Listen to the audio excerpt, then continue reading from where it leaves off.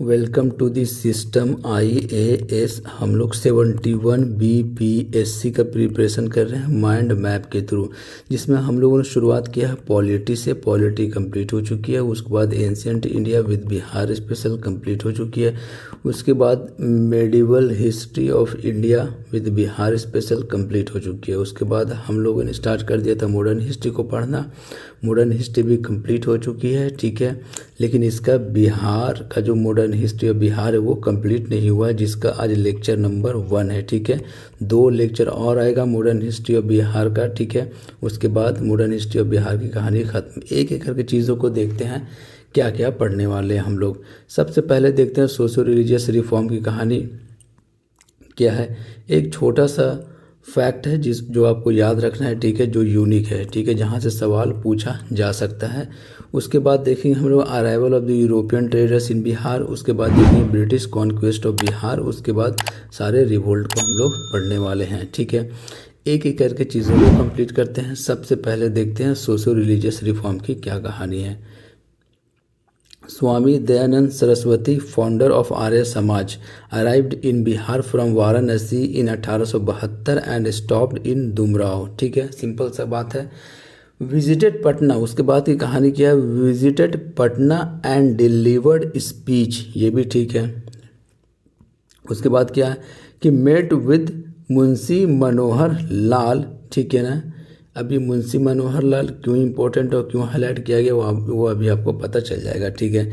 ये एक हिंदू स्कॉलर थे, ठीक है, जो कि अरबिक से, ठीक है, ट्रांसलेट किए थे कुरान को, किस में, हिंदी में, फॉर हिम। किन के लिए भैया, दयानंद सरस्वती जी के लिए। एक ये यूनिक फैक्ट दिखाई देता है बुक में सोशो रिलीजियस रिफॉर्म के रिगार्डिंग, ठीक है। नाम क्या इनका, मुंशी मनोहर लाल, जिन्होंने कुरान को यानी कि अरबिक में लिखा हुआ है ये, ठीक है, इसको हिंदी में कन्वर्ट किए थे। किनके लिए, दयानंद सरस्वती जी के लिए, ठीक है। यहाँ से सवाल मुसीबत में पूछा जा सकता है, इसलिए इंक्लूड कर दिया गया है, ठीक है।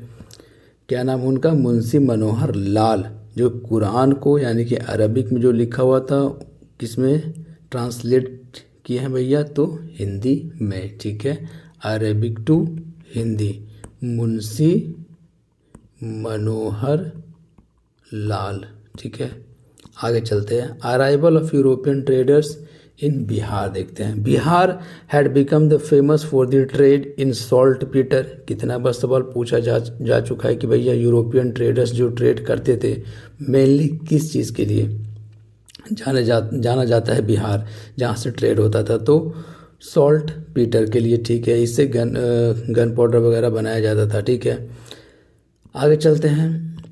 Since 17th century Portuguese first to visit Bihar. ये भी एक सवाल है कि भैया सबसे पहले यूरोपियन पावर जो एंट्री किया था बिहार में वो पोर्टुगीज था। 1632 देखते हैं। 1632 डच फैक्ट्री वाज एस्टेब्लिश। 1632 से डायरेक्ट कितना बार सवाल आ चुका है कि डच फैक्ट्री जो पटना में लगाया गया था वो कौन से ईयर में लगाया गया था, तो वो लगाया गया था 1632 में। Was established in Patna. It's site was present day northern building of the Patna college. आगे चलते हैं। तो पहली बात ये हुआ कि पोर्टुगीज सबसे पहले आया था, ठीक है। दूसरी बात 1632 में डच फैक्ट्री लगाया गया पटना में, ठीक है, जो आज northern building of the Patna college है। आगे चलते हैं। The EIC setup its first factory. देखो ये बात याद रखना है, एक तो है 1651 की कहानी, एक है 1620 की, ठीक है। 1620 में जो है पहली फैक्ट्री खोली जाती है, लेकिन ये सक्सेसफुल नहीं रहता है, ये बंद कर दिया जाता है। उसके बाद 1651 में जब फैक्ट्री खोली जाती है, रीस्टेब्लिश किया जाता है, तो ये चलता है आगे तक कहानी, ठीक है। उसी के बारे में हम लोग देखने वाले हैं। The EIC setup its first factory in Bihar at Alamganj Patna in 1620 में, ठीक है। However that early factory was short lived and closed in 1621 में ही बंद हो जाता है, ठीक है।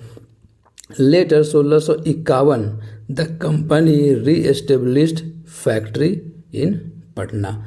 1651 का डेट ज़्यादा इम्पोर्टेंट है, सवाल यहीं से पूछा जाता है, ठीक है, क्योंकि जब फैक्ट्री को रीएस्टेब्लिश किया गया था, तो ये फिर क्लोज नहीं हुआ। ठीक है, आगे चलते हैं। At Gulzar Bagh that site later become government printing press, बाद में ये गवर्नमेंट प्रिंटिंग प्रेस बन गया। ठीक है, डेनिस, ठीक है, established factory in Bihar mainly for the trade of the saltpetre, ठीक है, which at refine at a large village called Chhapra. तो डेनिस जो थे मेनली किस चीज़ का व्यापार करते थे भैया, तो वो सॉल्ट पीटर का करते थे। आगे चलते हैं, ब्रिटिश कॉन्क्वेस्ट ऑफ बिहार देखते हैं। ब्रिटिश कॉन्क्वेस्ट ऑफ बिहार की क्या कहानी है। बैटल ऑफ प्लासी हो गया भैया 23 जून 1757 को। अब बैटल ऑफ प्लासी हम लोग पहले पढ़ चुके हैं, सेम कहानी है, कुछ अलग है नहीं। बैटल ऑफ बक्सर क्योंकि बंगाल वाला एरिया में हुआ है कहानी, तो बिहार से रिलेटेड पढ़ रहे हैं तो सेम ही कहानी है। बैटल ऑफ बक्सर उसके बाद होता है, ठीक है, ट्रीटी बैटल ऑफ बक्सर के बाद जो है ट्रीटी ऑफ इलाहाबाद हुआ 1765 में, जिसमें यह कहा गया कि भैया grant of Diwani of Bengal, Bihar and Orissa किसको दे दिया गया, कंपनी को दे दिया गया। अब ये दीवानी का क्या मतलब है, पहले भी पढ़ चुके हैं कि दीवानी का मतलब ये हुआ कि राइट टू कलेक्ट रेवेन्यू किसको दे दिया गया, कंपनी को दे दिया गया। किसका किसका भैया, बंगाल का, बिहार का और उड़ीसा का। मेन सारा कहानी यहीं से स्टार्ट है। आफ्टर बैटल ऑफ बक्सर, ठीक है, Mir Jafar appointed his brother, क्योंकि मीर जाफर को तो वहाँ का नवाब बना दिया गया था, तो अपने भाई को मीर मुहम्मद खान को, ठीक है, as deputy governor of Bihar बना दिया गया। ठीक है, एंड धीरज नारायण को दीवान बनाया गया। ठीक है, सिंपल सिंपल सी चीज़ें हैं, ज़्यादा कुछ नहीं है, ये फैक्ट के तौर पे ले लो। कभी अगर मुसीबत में सवाल पूछा जाए तो आपको थोड़ा आइडिया होना चाहिए कि आफ्टर बैटल ऑफ बक्सर, ठीक है, मीर जाफर तो नवाब बना और अपने भाई को क्या बनाया भैया, मीर मुहम्मद खान को डिप्टी गवर्नर बनाया था बिहार का, और धीरज नारायण को दीवान बनाया गया था। क्लाइव जो सबसे ज़्यादा इंपॉर्टेंट, यहाँ से सवाल कितना बार पूछा गया कि क्लाइव जो है वो अपॉइंट किया था राजा शिताब राय को as a diwan of Bihar. ठीक है, आगे चलते हैं। Clive appointed Raja Shitab Rai as diwan. Raja Shitab Rai Naib Nazim of Bihar बाद में बना दिया गया था। ठीक है, आगे चलते हैं। In 1766 Clive held a congress at Chapra which was attended by Sirajuddaula, ठीक है, and envoy of the emperor. आगे चलते हैं। 1781, कुछ खास है नहीं, इंपॉर्टेंट बात है नहीं। Patna council of revenue was abolished. ठीक है, तो 1781 में Patna council of revenue was established, यानी कि पटना काउंसिल ऑफ रेवेन्यू क्या कर दिया गया, एबोलिस्ट कर दिया गया था 1781 में। ये इंपॉर्टेंट आपको याद रखना है। After the death of the Shitab Rai, दीवान जो था उसका, फिर उसके बाद उसका बेटा कल्याण सिंह को क्या बनाया जाता है भैया, वारेन हेस्टिंग की मदद से दीवान बना दिया जाता है। तो शिताब राय को मरने के बाद उसका बेटा succeeded his son Kalyan Singh with support of Warren Hastings. तो सवाल ये आएगा कि भैया शिताब राय को जाने के बाद उस कौन जो है वो दीवान बनता है, तो उसका बेटा का नाम क्या था भैया, कल्याण सिंह। ठीक है, सिंपल सी बात है। किसके हेल्प से, वारेन हेस्टिंग के हेल्प से। इंडिगो रिवोल्ट, अब हम लोग साले रिवोल्ट के बारे में देखते हैं। पहला रिवोल्ट है इंडिगो रिवोल्ट। इंडिगो रिवोल्ट हम लोग पहले भी पढ़ चुके हैं। बिहार के पर्सपेक्टिव से क्या कहानी है, स्टार्टेड इन बंगाल इन 1859 से 1860 में, इन बिहार दरभंगा वाले एरिया में हुआ। ठीक है, 1866 में पंडौल, ठीक है, पंडौल मधुबनी, एंड 1867 में चंपारण में हुआ। सिंपल सी बात है, 1866 में पंडौल में हुआ और मधुबनी में, 1867 में चंपारण में।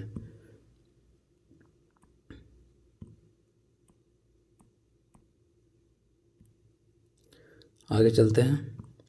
नोनिया विद्रोह देखते हैं, सिंपल सा बात हो, कुछ ज़्यादा कहानी नहीं। नोनिया विद्रोह देखते हैं, ठीक है। नोनिया विद्रोह 1770 से 1800 में। Traditionally Nonia involved in producing saltpetre used in gunpowder which British refer white gold. देखो ये याद रखना, सॉल्ट पीटर को ही ब्रिटिश क्या कहते थे भैया, वाइट गोल्ड कहते थे। पॉइंट नंबर 1 जो सवाल बनेगा। पॉइंट नंबर 2 कि नोनिया लोग कौन थे, तो नोनिया लोग वो लोग थे जो सॉल्ट पीटर का जो है वो प्रोड्यूसिंग में काम करते थे। मतलब सॉल्ट पीटर को निकालना, उनको रिफाइन करना, ये सब काम किनका था, नोनिया का था, ठीक है। अब इन लोगों ने रिवोल्ट कर दिया था भाई, की एरिया ऑफ द बिहार जहाँ प्रोड्यूस होता है, तो क्या क्या भैया, हाजीपुर, तिरहुत, सारण और पूर्णिया वाला एरिया, ठीक है। Revolt due to getting low prices per maund, ठीक है।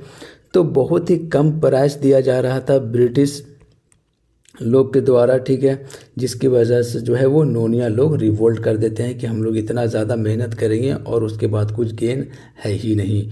तो क्या क्या सवाल बनेगा, पहली बात ये कि वाइट गोल्ड किसको कहते थे ब्रिटिश, तो ब्रिटिश कहते थे वाइट गोल्ड सॉल्ट पीटर को। तो और नोनिया लोग कौन थे, नोनिया लोग जो है इन्वॉल्व थे किसमें, प्रोड्यूसिंग इन सॉल्ट पीटर, ठीक है। आगे चलते हैं। उसके बाद की area of the Bihar producing salt Peter, Hajipur हो गया, तिरहुत हो गया, सारण वाला रीजन और पूर्णिया वाला region. Revolt due to getting low prices per maund बहुत ही कम प्राइस दिया जा रहा था ब्रिटिश लोग के द्वारा, जिसकी वजह से नोनिया लोग जो है वो रिवोल्ट कर देते हैं।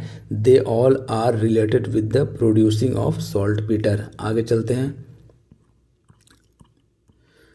उसके बाद हम लोग देखते हैं नेक्स्ट रिवोल्ट जो है भैया लोटा विद्रोह, बहुत फेमस है ये, मुजफ्फरपुर सेंट्रल जेल में ये कांड हुआ था। Revolt due to British replace copper lota with earthen lota, यानी कि कॉपर का जो लोटा था उसको किस में चेंज कर दिया गया था भैया, मिट्टी के लोटा में, ठीक है। अब जिसकी वजह से इन लोग ये देखा कि ये तो हमारा इंटरफेरेंस है in the religion and caste norms, ये देखा कि ये लोग तो हमारा रिलीजन में इंटरफेयर कर रहा है, जिसकी वजह से जो है वो मुजफ्फरपुर के कैदी क्या करते हैं, रिवोल्ट कर देते हैं, जो जाना जाता है लोटा विद्रोह के नाम से, ठीक है। 1855 से 56 की कहानी है। Revolt due to British replace copper lota with earthen ones in Muzaffarpur central jail, this taken as interference in religion and caste norms. तो ये था कहानी लोटा रिवोल्ट की। कहाँ हुआ था भैया, मुजफ्फरपुर सेंट्रल जेल में। यहीं से बार बार सवाल आता है और सवाल आएगा भी तो यहीं से आएगा कि कहाँ हुआ था, तो मुजफ्फरपुर सेंट्रल जेल में हुआ था। कब हुआ था, 1855 से 56 के आसपास हुआ था। किस वजह से हुआ था, तो हुआ था भैया लोटा को रिप्लेस कर दिया गया था, यानी कॉपर लोटा को रिप्लेस कर दिया गया था अर्दन वंश में, ठीक है, यानी कि मिट्टी के लोटा में। आगे चलते हैं, तमार रिवोल्ट पढ़ते हैं। तमार रिवोल्ट 1782 से 1732 तक का कहानी है। Revolt by tribal group like Oraon, Munda, Ho और कोल, ठीक है, in the Chota Nagpur reason. तो इससे क्या सवाल बनेगा तमार रिवोल्ट से, पहली बात तो ये याद रखना है कि 1782 से 1832 के आसपास की सारी कहानी है ये। Revolt by the tribal group, तो ये याद रखना है कि कौन जो है रिवोल्ट किया था, और एरिया मेन याद रखना है कि एरिया ही आ जाता है किस एरिया में हुआ था, तो छोटा नागपुर वाले रीजन में हुआ था। कोई ख़ास लीडर का नाम हम याद नहीं रखेंगे, कोई ऐसा इंपॉर्टेंट नहीं है, क्योंकि पूरे के पूरे ट्राइब ने ही रिवोल्ट किया था। ओराव, ठीक है, मुंडा, हो और कोल सब मिलकर, ठीक है।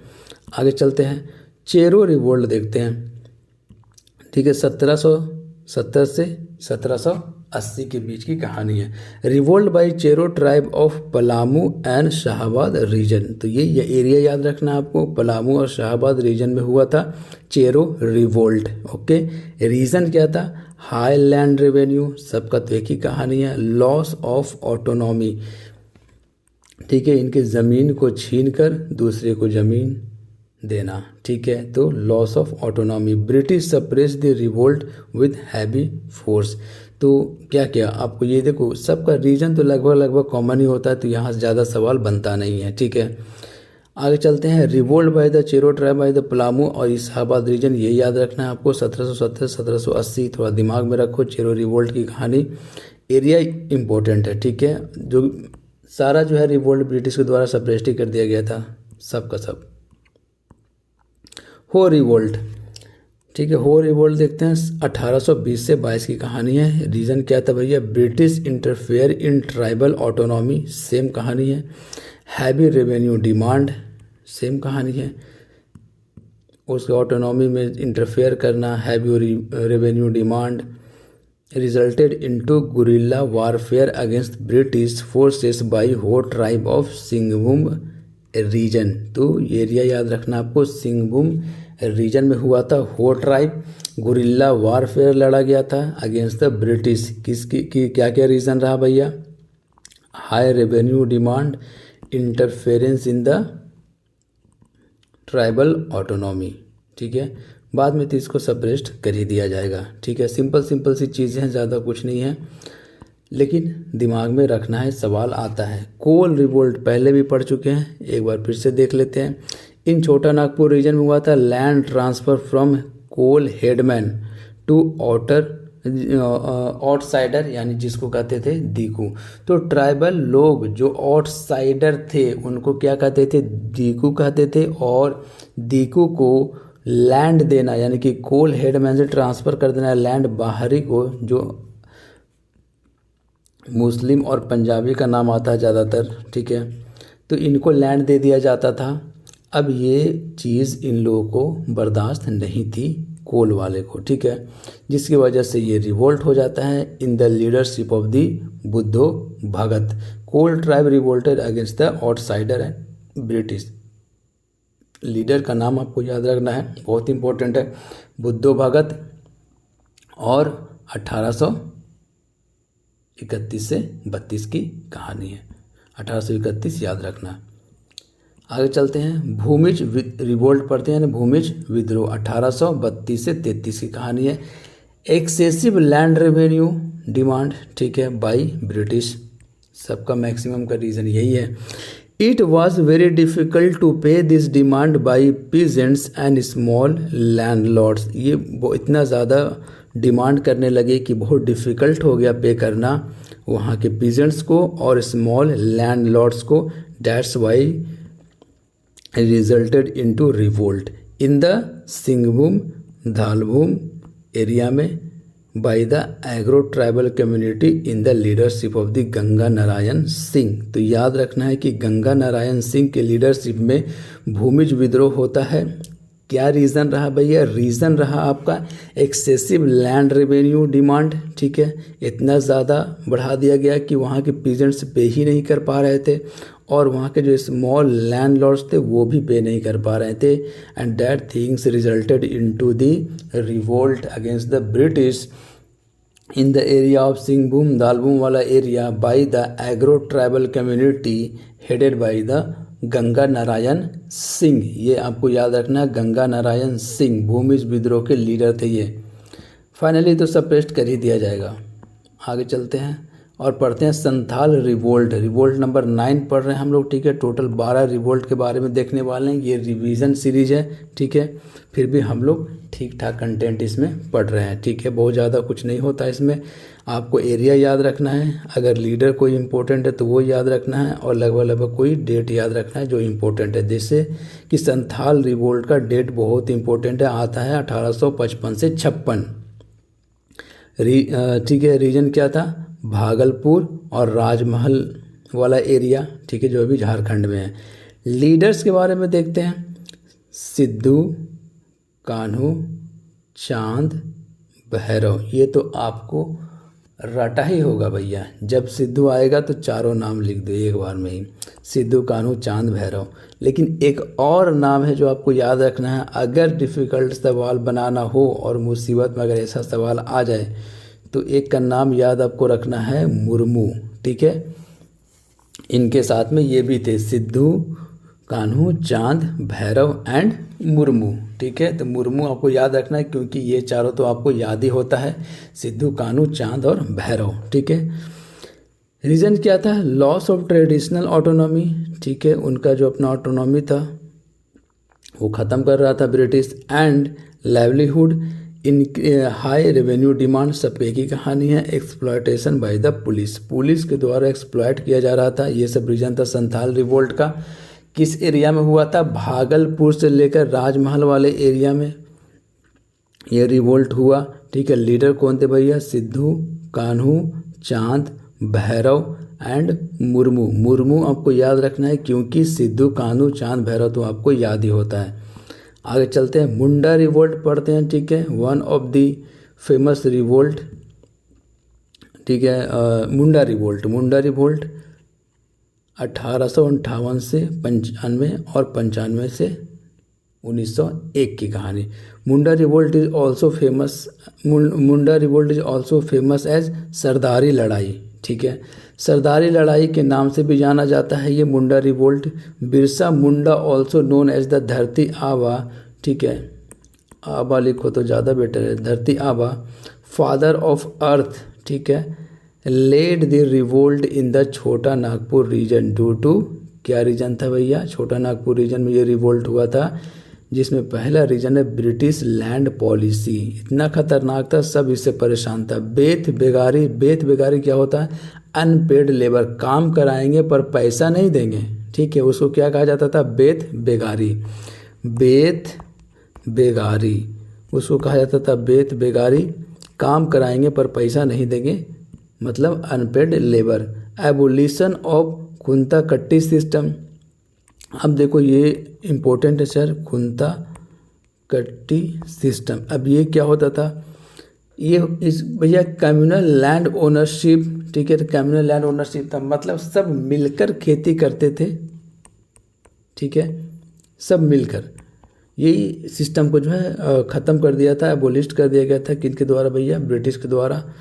इन लोग सब मिलकर खेती करते थे और जो भी अनाज उपजता था वो बांट लेते थे आपस में। ये इसको कहते थे भैया खुंता कट्टी सिस्टम, यानी कि कम्युनल लैंड ओनरशिप था। आगे चलते हैं, थ्रेड फ्रॉम क्रिश्चियनिटी, क्योंकि क्रिश्चियनिटी जो है इंटर कर गया था बिहार वाले एरिया में, और इन लोगों को थ्रेड था कि सबको कन्वर्ट करके ना रख दे। आगे चलते हैं, revolt suppressed but it led to the Chota Nagpur tenancy act 1908। Suppress तो कर दिया गया, लेकिन क्या लाया गया भैया? छोटा नागपुर टेनेंसी एक्ट 1908 लाया गया। अभी इम्पोर्टेंट क्यों लिखा गया है? इसलिए लिखा गया है क्योंकि इसके तहत ये कहा गया कि भैया अब हम आउटसाइडर को, यानी कि नॉन ट्राइबल को ज़मीन जो है वो नहीं ट्रांसफ़र करेंगे। ये छोटा नागपुर टेनेंसी एक्ट में कहा गया, which restrict the tribal land to non tribal land को ट्रांसफ़र नहीं किया जाएगा। ठीक है, नॉन ट्राइबल लैंड को ट्राइबल लैंड। ठीक है, tribal land is not transfer to the non tribal land. 21 में कहा गया, छोटा नागपुर टेनेंसी एक्ट 1908 में कहा गया। तो क्या क्या हम लोगों ने देखा इसमें हम लोगों ने ये पढ़ा कि भैया पहली बात तो ये कि मुंडा रिवोल्ट को सरदारी लड़ाई भी कहते हैं, पहली बात। बिरसा मुंडा को धरती आबा भी कहते हैं, दूसरी बात, जिसका मतलब होता है फादर ऑफ द अर्थ। ये छोटा नागपुर वाले रीजन में हुआ था। सवाल आता है रीज़न क्या था? ठीक है, अगर पूछ दिया गया तो आपको समझ में आना चाहिए। एक तो बेथ बेगारी, ये तो ब्रिटिश लैंड पॉलिसी से जो है वो सभी परेशान थे। बेथ बेगारी का कहानी क्या था? अनपेड लेबर, एबोलिशन ऑफ खुंता कट्टी सिस्टम। ठीक है, उसके बाद ये खुंता कट्टी सिस्टम क्या होता है भैया? खुंता कट्टी सिस्टम होता है, इसमें कम्युनल लैंड ओनरशिप होता है। एक पूरे बड़े एरिया में सब खेती करते हैं, उसके बाद जो भी फसल होगा वो आपस में बांट लेंगे। इसको कहा जाता था खुंता कट्टी सिस्टम। आगे चलते हैं, थ्रेट फ्रॉम दी क्रिश्चियनिटी। इन लोगों को डर था कि कहीं सबको क्रिश्चियनिटी में कन्वर्ट धीरे धीरे करके ना कर दे ब्रिटिश, जिसकी वजह से रिवोल्ट हो गया। अब रिवोल्ट तो हो गया, सप्रेस तो कर दिया गया, लेकिन British come out with the Chota Nagpur tenancy act 1908 which says which restrict the tribal land to non tribal land, यानी कि ट्रांसफ़र नहीं किया जाएगा लैंड को नॉन ट्राइबल के पास। ठीक है, आगे चलते हैं। और सफ़ा होड़ आंदोलन देखते हैं क्या कहानी है। सफ़ा होड़ आंदोलन 1870 में हुआ था। लाल हेम्ब्रॉन, याद रखना नाम इम्पोर्टेंट है, लाल हेम्ब्रॉन, ठीक है, head this movement among the Santhal tribe. तो संथाल ट्राइब ने एक आंदोलन किया था जिसका नाम था सफ़ा होड़ आंदोलन। किनके लीडरशिप में? तो लाल हेम्ब्रॉन के लीडरशिप में ही स्ट्रेस्ड रिलीजियस प्योरिटी, ठीक है, मतलब कि इनके ये जो रिवोल्ट हुआ था उसमें राम नाम का चैंट किया जाता था, ठीक है। इससे भी सवाल बनेगा कि कौन सा ऐसा रिवोल्ट हुआ था बिहार वाले एरिया में जिसमें राम नाम का जो है वो जप किया जाता था, तो वो था सफ़ा होड़ आंदोलन। इसमें क्या कहा गया कि भैया कि he stress religious purity, self confidence and moral reforms using practice like Ram naam chant, wearing sacred thread and abstaining from the meat and the liquor, ठीक है। मांस मछली से दूर रहना है, शराब से दूर रहना है, राम नाम का जप करना है, ठीक है। ये सब कहानी था सफ़ा होड़ आंदोलन में। ही ऑल्सो फाउंडेड दी देशो उद्धारक दल, ठीक है। तो देशो उद्धारक दल किनके द्वारा बनाया गया था? तो लाल हेम्ब्रॉन के द्वारा बनाया गया था, जिनको लाल बाबा के नाम से भी जाना जाता है, ऑल्सो नोन एज दी लाल बाबा। तो देखो इसमें और भी बहुत सारी चीज़ें नहीं लिखी हुई है, तो आप वो समझ लो कि देखो इन लोगों का मानना ये था किनको, लाल हेम्ब्रॉन को, यानी कि लाल बाबा को, कि भैया जो संथाल रिवोल्ट हुआ था, तो संथाल रिवोल्ट जो सक्सेसफुल नहीं होने का जो रीज़न था वो था कि इन लोग जो है वो रिलीजियस प्योरिटी नहीं है इन लोग के अंदर। इसीलिए इस पे ध्यान दो कि राम नाम का चैंट करो, सैक्रेड थ्रेड पहनो, मांस मछली से दूर रहो, थोड़ा जो है वो रिलीजियसली प्यूरीफाई करो अपने अंदर को, उसके बाद जो है वो हम लोग रिवोल्ट करेंगे। ही ऑल्सो फाउंडेड दी देश उद्धारक दल, ठीक है। ताना भगत मूवमेंट देखते हैं 1914 से 1920 की कहानी। तो 1419 से लेकर 1420 तक की कहानी है, ठीक है। सॉरी 1914 से लेकर 1929 तक की कहानी है ये। This movement started by Jatra Bhagat, also called Jatra Oraon, mainly in Chota Nagpur reason. तो ये छोटा नागपुर रीजन में होता है, ठीक है। 1914 से 1929 की कहानी है, ठीक है। और ये जतरा भगत के लीडर में एक सवाल तो यहाँ से बनेगा कि ताना भगत मूवमेंट का जो लीडर थे उनका नाम क्या था? तो जतरा भगत, ऑल्सो कॉल्ड दी जतरा ओराव भी कहा जाता था उनको, mainly in Chota Nagpur reason. Mainly किस एरिया में हुआ था? तो छोटा नागपुर रीजन में हुआ था, ठीक है। दे एडॉप्टेड वाइट खादी ड्रेस, ठीक है, प्रैक्टिस ट्रूथ, नॉन वायलेंस, सारे गांधी जी के फॉलोअर्स थे, एंड सिविल डिसोबीडियंस, ठीक है। आगे चलते हैं। It strengthen tribal link from Indian national movement, ठीक है। तो ये सवाल आ सकता है कि कौन सा मूवमेंट था जो ट्राइबल को लिंक किया इंडियन नेशनल मूवमेंट से? तो वो था Tana Bhagat movement in the leadership of Jatra Bhagat in 1914 to 1920, ठीक है। और वो क्या करते थे? मेनली ये सारे जो थे ताना भगत वाले वो गांधी जी के फॉलोअर्स थे, ठीक है, जो कि प्रैक्टिस करते थे truth, non violence, civil disobedience movement, civil disobedience, ये सब सारी कहानी, ठीक है।